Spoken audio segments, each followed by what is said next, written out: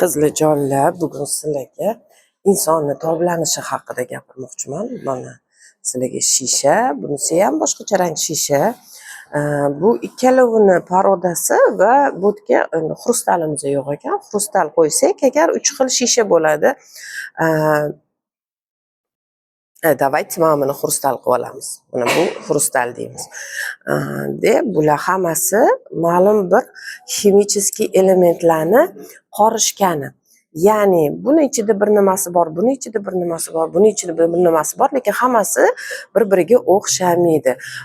Xrustalda gorniy qanaqadir qazilmalar borda, buni o'ziniki bor, buni o'ziniki bor. Va bularni hammasini ma'lum bir temperaturada qizlar olovni qizitib turib, bularga shakl beriladi, bularga forma shakl beriladi va u shu nima deydi, olovi temperaturasida o'zini holatiga ega bo'ladi.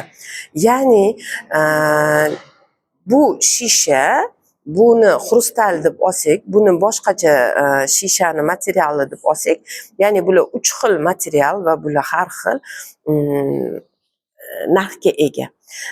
Ya'ni bular bu arzonroq, bu sal qimmatroq va xrustal eng qimmati deb olamiz. Endi xuddi shunaqa insonni ongi, insonni nafs darajasi. Nima demoqchiman? Ya'ni siz hayotingizda, yashash davomingizda siz olovda, ya'ni hayotiy tajribalarda toblanasiz va o'zingizni shaklingizga ega bo'lasiz. Siz bo'lishingiz mumkin oddiy shisha, siz bo'lishingiz mumkin o'rtacha va siz bo'lishingiz mumkin nima deydi, xrustal.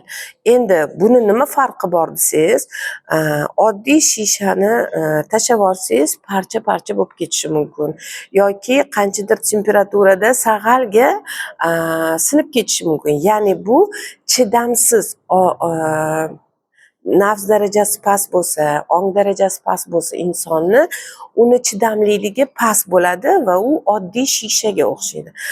Xuddi shunaqa nafs darajasi 2-3-siga ko'tarilgan va ongi ozgina kengaygan bo'lsa, unda siz o'rtacha shisha mahsulida bo'lasiz. Sizni ozgina hayotda tajribangiz bor va toblangansiz va siz qaysidir ma'lum bir darslardan oson yengil o'tib keta olasiz, ma'lum bir darslarni ichiga kirib qolib azob chekishingiz mumkin. Endi siz agar xrustal bo'lsangiz, siz judayam ongi keng, nafs darajasi baland darajada, ya'ni rozilik darajasiga, Alloh sizdan rozi va siz Allohdan har bitta qadariga rozi darajasiga kelib olsangiz, unda siz yaxshi yomonga bo'lmaysiz. Unda siz xafa yoki xursandga har doim siz rozi ongida yashaysiz va o'shandagina siz xotirjamlikka, sakinatga erishishingiz mumkin.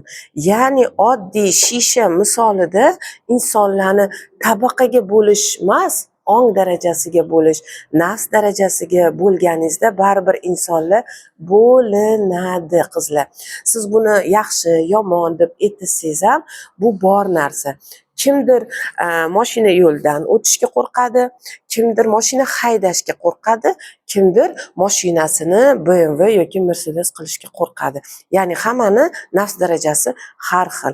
Shuning uchun ilm olsangizgina siz bu pog'onadan, bu nafs darajasidan keyin bunga o'tishingiz mumkin.